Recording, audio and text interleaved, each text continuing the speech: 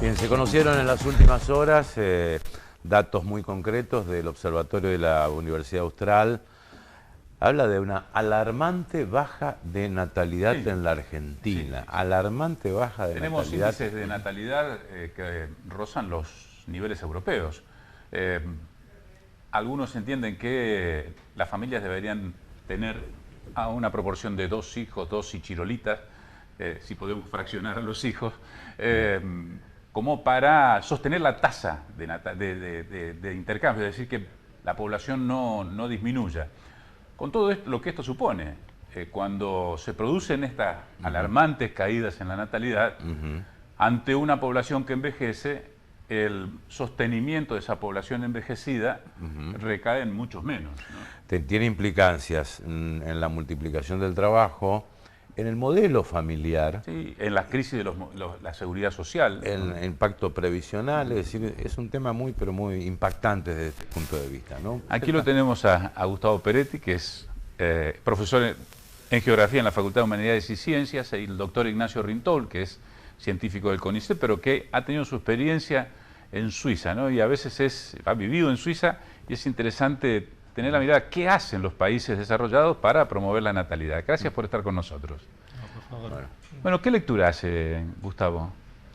Sí, hay que contextualizar este proceso de descenso de la fecundidad también en un proceso más amplio, que es el de envejecimiento de la población, por el cual, bien planteado, está atravesando de manera global, salvo en algunos países, por ejemplo de África, Asia, que todavía aún no, pero bueno, en términos generales está atravesando el planeta, pero que bueno, comenzó primero este proceso de envejecimiento por un aumento de la esperanza de vida, o sea, la cantidad de años que viven las personas.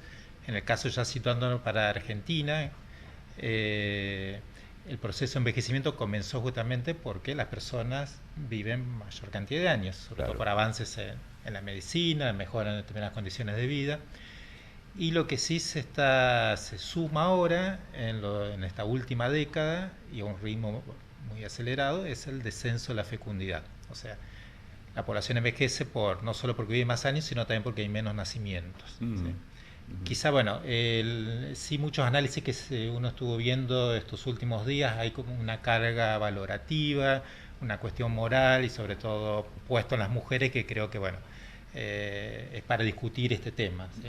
Por ejemplo.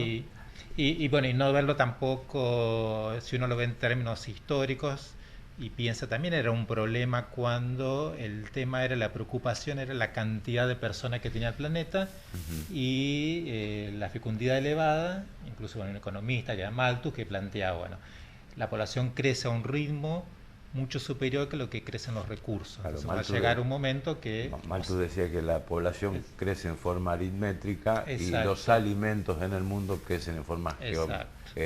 Al revés. La población en forma geométrica y los alimentos en forma aritmética. Eso es lo que decía Malthus en su momento. Pero, a ver, en los últimos días en el foro empresarial el propio presidente Milei habló, digo que es la consecuencia, entre otras cosas, de la legalización del aborto. ¿Tiene incidencia esto o no? Pero no hay datos, o sea, es una afirmación que totalmente fuera de lugar, porque bueno, no hay datos que plantee esto, y bueno, en todo caso, abortos se venía haciendo ya desde hace varias décadas, entonces no hay ninguna evidencia que esté dando cuenta que hubo cierta magnitud de abortos que esté dando cuenta de este descenso de la fecundidad, o sea, no, claramente no. ¿Y el proceso de decadencia económica de Argentina puede ser un factor también? Por eso creo que hay que verlo de distintas aristas. Hay una cuestión económica, es decir, bueno, a ver, qué es lo que pasa en una familia, la decisión de tener hijos, y en el caso si decide tener hijos, ¿cuántos? ¿Sí? Hay una cuestión económica, pero también hay toda una cuestión vinculada con un cambio de rol de las mujeres y de los varones también, ¿sí? Las mujeres en la cuestión de su realización personal. Exacto, la cuestión profesional. Y también verla también desde el punto de vista, porque también acá se pone el punto en la mujer, pero también una cuestión que pasa con el varón y la masculinidad, cómo afronta la masculinidad y cómo acompaña el tema del hijo. O sea, no verlo solo del lado de la mujer, sino también del varón. Ignacio, en la Argentina estamos leyendo el diario del lunes de Europa. Sí, en muchos aspectos sí. Sí. Este es un problema que se viene manifestando en muchos países del mundo hace ya décadas. Lo que uno toma, digamos, como referencia siempre, los japoneses, ¿no?, que tienen esa población tan envejecida, que eso le empezó a pasar apenas terminada la Segunda Guerra Mundial, empezaron con ese problema. Ya por los 60, los 70 estalla el problema en los países nórdicos. En su momento se planteaba, recordarás, Guillermo, que Argentina importe jubilados, ¿no? En los 90, porque inclusive era atractivo porque los jubilados podrían venir a la Argentina trayendo para cobrar sus jubilaciones y vivir aquí. No sé si fue en la época de Alfonsín, por ahí más o menos, era una de las ideas que se estaban planteando. Exactamente, Osvaldo. Y bueno, quien nos lleva mucha ventaja ya con cerca de 3, 4 décadas tratando este problema son los países nórdicos. Y de ahí para abajo.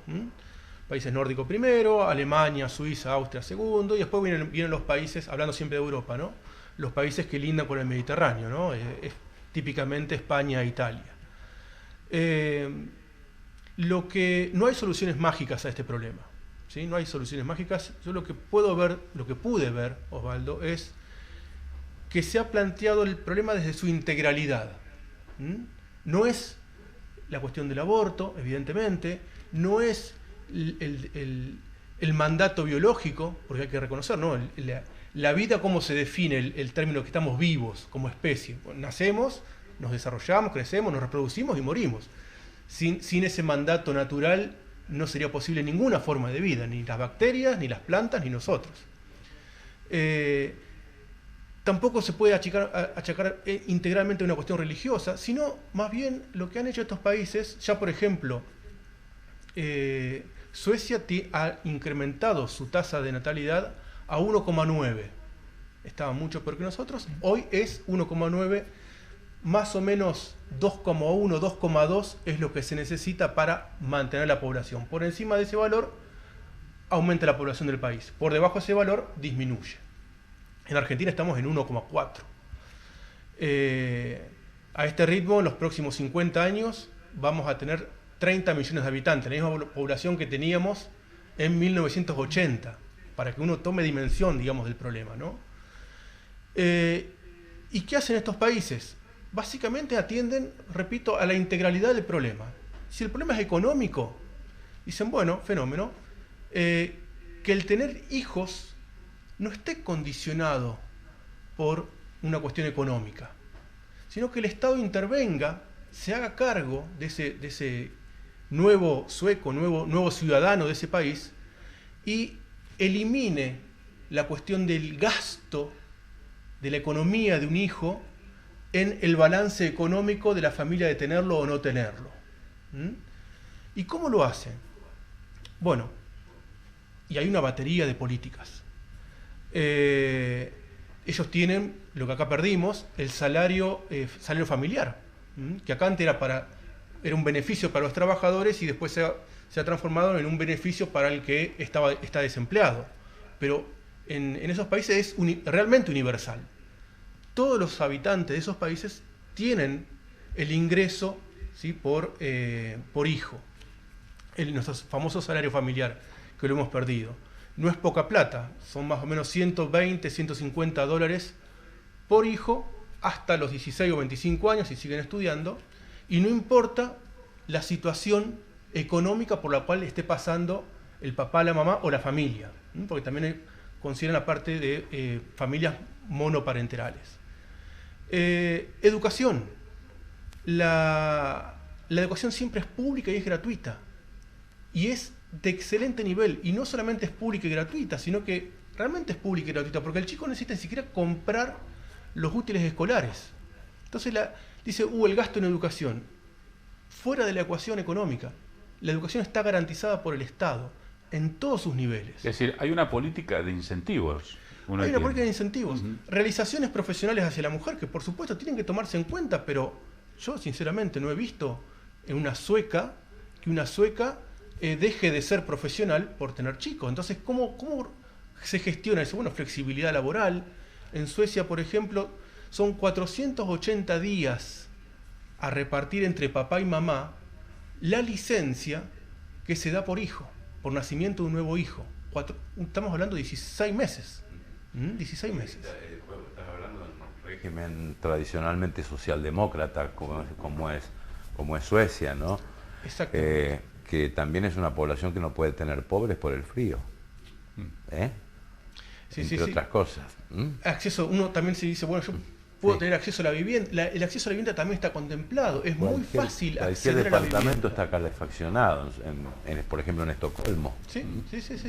Entonces, vinculando acceso a la vivienda, acceso a la salud, pública y gratuita, educación, flexibilidad laboral, dándole todos esos que uno debería contemplarlo como derechos, ¿no? O sea, la maternidad es un derecho, la paternidad es un derecho. Gustavo, ¿hay posibilidad, digo, muchas veces en esta deformación profesional que tiene uno, cómo compensa, ¿no? ¿Son las migraciones, los procesos migratorios los que compensan? Justamente, estaba planteando eso, que también hay otra arista de la que planteabas, que es la estrictamente demográfica, que es el tema de los desplazamientos poblacionales, las migraciones. También, estamos en años donde, la inmigración básicamente son de jóvenes. Entonces, eso también hay que tenerlo en cuenta. Y también en esta cuestión donde está en el tapete la cuestión migratoria, incluso pensando en reformular algunas cuestiones para ser más restrictivo la erradicación en Argentina, pensar esto, porque también por migraciones puede ser un factor, una forma de rejuvenecer la población. Ahora, miramos despectivamente a nuestros vecinos, que son los generalmente en donde migran, ¿no? Sí. Uno mira Bolivia, Paraguay, Chile, ¿no? Y entonces por allí se puede llegar a pensar, nos vamos a llenar de bolivianos o de paraguayos o de chilenos. Digo, llenar de manera figurada o exagerada, ¿no? Sí, pero puede llegar a ser un porcentaje de población que puede, justamente la característica que tiene el migrante, como de esa población joven, entonces quizá puede aumentar en algo las tasas de fecundidad. Y también pensaba en términos de política que planteaba, tampoco olvidar que hace no muchos años se planteaba la cuestión de determinados beneficios que se tenía por hijos, y se decía, entonces determinados sectores de mujeres van a tener muchos hijos para cobrar ese tipo de asignación. Se vio que efectivamente no es así, porque también el tema del descenso de la fecundidad es transversal, porque que el descenso de la fecundidad primero comenzó más por las capas medias de la sociedad en Argentina, pero hoy por hoy está también se está dando también en todos los sectores sociales, o sea, es transversal. ¿Y cómo se explica, digamos, este cambio de modelo familiar, por llamarlo de alguna forma? Hoy los chicos no se van de la casa de los padres, ¿no? Están hasta una edad, adolescencia extendida. La adolescencia extendida, o no forman pareja o no quieren tener hijos. Tienen perros.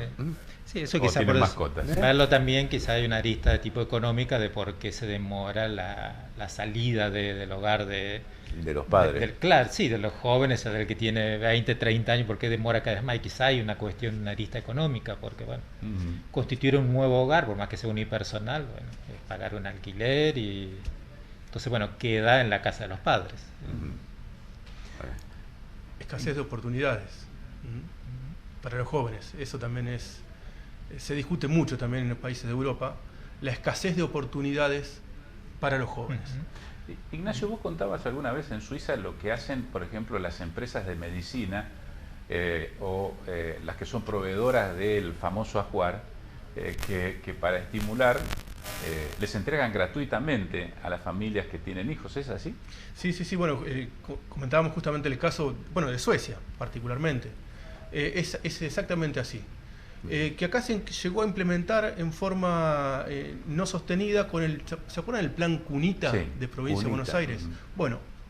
Es una copia, digamos, del plan que se implementa hace ya décadas en Suecia. Pero repito, Osvaldo, esto es atender al problema desde la perspectiva del derecho a la maternidad. Y cuando uno tiene el derecho a la maternidad, y se entiende como es un derecho al cual uno accede por el solo hecho de ser un ser humano, sin importar religión, estado económico, por el solo hecho de ser ciudadano uno accede a ese derecho, las políticas apuntan justamente a ver de qué manera ese derecho el ciudadano tiene la libertad de ejercerlo. Después, lo ejerce o no, dependerá de cada uno. Pero tener efectivamente la libertad de ejercer ese derecho a la maternidad y a la paternidad. Gracias por la visita. Muchas gracias. Muchas gracias. Establecemos aquí la última pausa, enseguida retornamos.